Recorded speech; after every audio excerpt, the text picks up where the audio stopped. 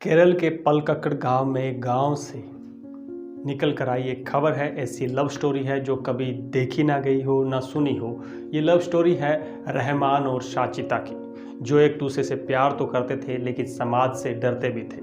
फिर दोनों ने मिलकर एक ऐसा प्लान बनाया जिसने उनकी लव स्टोरी को अमर बना दिया।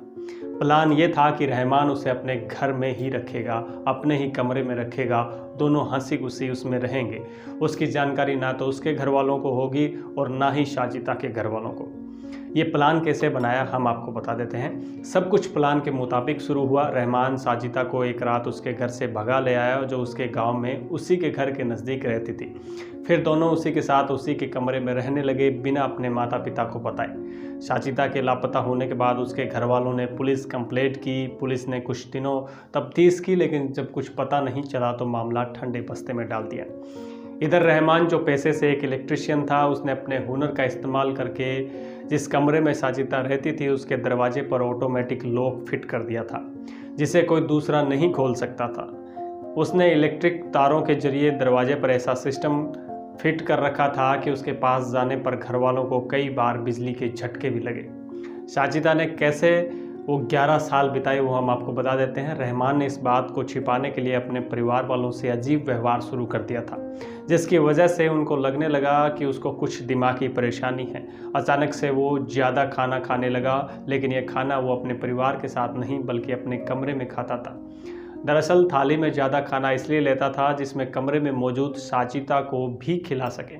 उस कमरे में मौजूद शाचिता एक ईयरफोन का इस्तेमाल कर टीवी देखती थी और वही एकमात्र उसके मनोरंजन का साधन था।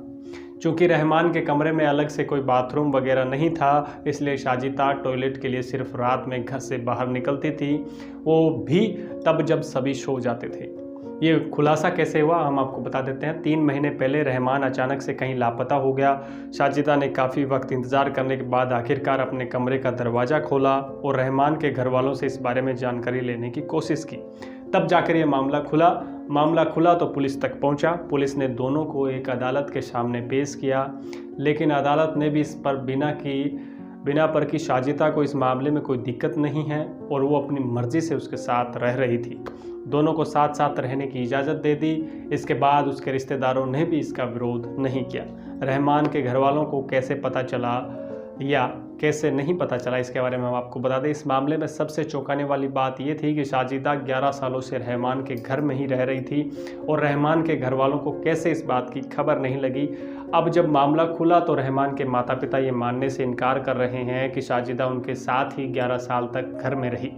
हालांकि उनका ये भी कहना है कि वे खुद इतने सालों में लड़के के कमरे में सिर्फ एक बार 3 साल पहले गए, वो भी तब जब वहां छत पर कुछ मरम्मत का काम चल रहा था। हालांकि उन्होंने कमरे में लड़की की मौजूदगी पर सवाल उठाया।